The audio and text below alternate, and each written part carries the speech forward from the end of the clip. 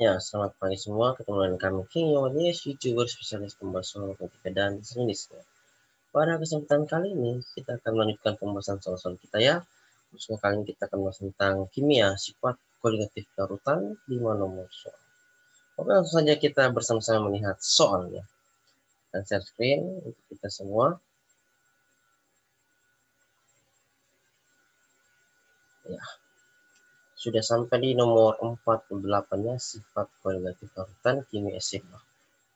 Soalnya adalah demikian, larutan 1 molal NaOH Mr 40 gram per mol dapat dibuat dari 40 gram NaOH dan ini ada pilihan gandanya 60 gram air, 1 liter air sehingga volume jadi 1 liter, 1000 gram air dan 960 ml air.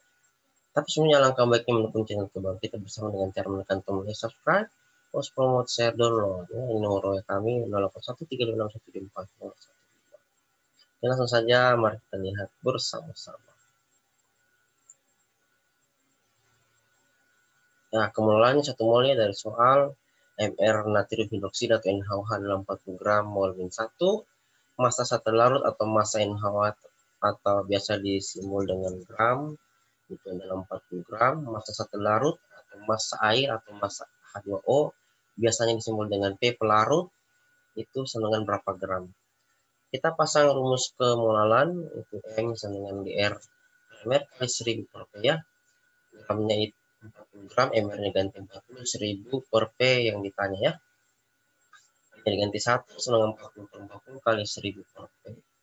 Jadi 40 bagi 40 adalah 1. Sehingga 1 sama dengan 1 kali 1000 per P. Jadi 1 sama dengan 1000 per P kali silangnya P kali 1 adalah P sama dengan 1000 gram. Larutan 1 molar NaOH MR 40 gram per mol dapat dibuat dari 40 gram NaOH dan 1000 gram air. Berarti jawaban yang paling tepat adalah bagian D. Lanjut, nomor 49. Jika 18 gram glukosa MR 140 gram per mol dilarutkan dalam 200 ml air, pengolahan larutan glukosa yang terbentuk adalah 0,5 M, 0,25 M, 1 molal, 0,15 M, 1,5 M molal. Kita lanjut pembahasan. Massa sat terlarut atau massa glukosa adalah 18 gram. Terus MR-nya adalah 180 gram per mol. Massa air itu 200 ml itu sama dengan 200 gram karena massa jenis air adalah 1 gram per mil. Jadi kalau massa pelarutnya dijadikan gram adalah 200 gram. Kemudian atau larutan glukosa adalah M sama berapa ya? Nah, kita bahas pasang rumusnya kemolan M sama dengan gram per ml kali 1000. Oke. Tinggal disubstitusi masuk ya, gramnya ganti 18, terus embernya ganti 180, P-nya diganti poin P ya. P atau massa larut air itu 200 gram. Tinggal substitusi masuk, sehingga diperoleh 18 per 180 kali 1000 per 200. Lanjut, jadi 0,1 kali 5. 0,1 kali 5 adalah 0,5 molal. Atau 0,50 molal. Sehingga pilihannya yang tepat adalah bagian A. Kita lanjut nomor 50 ya. Sifat koligatif larutan adalah sifat yang memperhitungkan jenis dan jumlah zat terlarut, B memperhitungkan jenis zat terlarut, C hanya memperhitungkan jumlah mol zat terlarut, D tidak memperhitungkan jenis dan jumlah zat terlarut, E terkadang memperhitungkan jumlah mol zat terlarut, terkadang tidak memperhitungkan jenis zat. Nah, kita bahas tapi semuanya alangkah baiknya. Tolong like, subscribe, post, and share, nyalakan tanda lonceng agar setiap video baru kami untuk Anda tidak baca.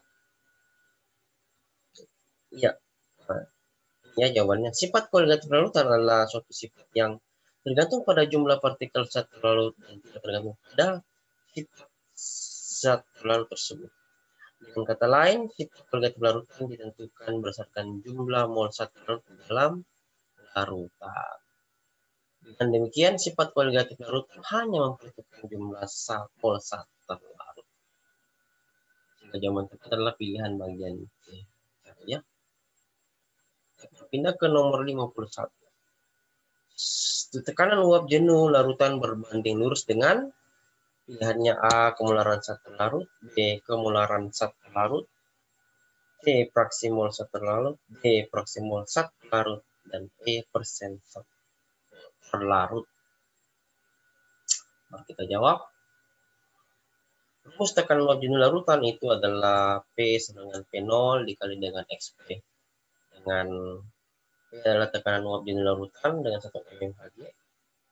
P0 adalah tekanan uap jenuh larutan murni atau dengan 1 mmHg. XP adalah fraksi mol zat pelarut. Biasanya di sini air ya, atau H2O. Dengan demikian, maka tekanan uap jenuh larutan berbanding lurus dengan fraksi mol zat pelarut. Jadi pilihan yang tepat adalah bagian D ya, fraksi mol zat pelarut. Kita berpindah ke soal nomor 52 ya. Soalnya, tekanan uap jenuh pelarut air pada suhu 26 derajat Celcius adalah 25 mmHg. Jika tekanan uap jenuh larutan pada suhu tersebut adalah 20 mmHg, fraksi mol zat terlarut dalam larutan tersebut adalah berapa? 0,2, 0,8, 0,5, 0,4, 0,6. Nah, kita bahas, tapi alangkah baiknya mendukung channel kebanggaan kita dengan cara menekan tombol like, subscribe, post, and share. Nyalakan tanda lonceng agar setiap video baru kami upload Anda dunia yang tercak. Tekanan uap jenuh pelarut air itu disimbolkan dengan P0 atau P pangkat 0 itu 25 mmHg dari soal ini. Lanjut, tekanan uap jenuh larut atau P adalah 20 mmHg. Ditanya adalah fraksi mol zat larut dalam larutan atau disimbolkan dengan XT. Rumus penurunan tekanan uap atau delta P rumusnya adalah ini.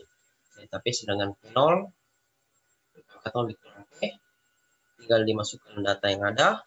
P0 diganti 25 mmHg, dikurang P adalah 20 mmHg. Ingat delta P atau perubahan tekanan uap adalah 25 mmHg. Delta P sama dengan XT dikali P0.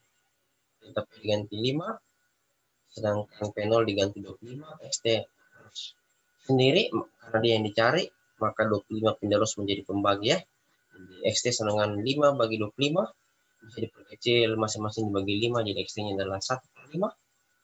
1 bagi 5 adalah 0,2. Jadi pilihan yang tepat adalah bagian A. Ya, saya rasa cukup. Terima kasih untuk hari ini. Semoga bisa membantu dalam belajar ya.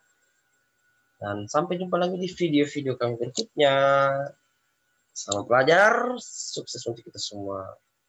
Semoga bermanfaat dan salam sukses untuk kita semua. Amin. 1, 3, 3, 2, 1.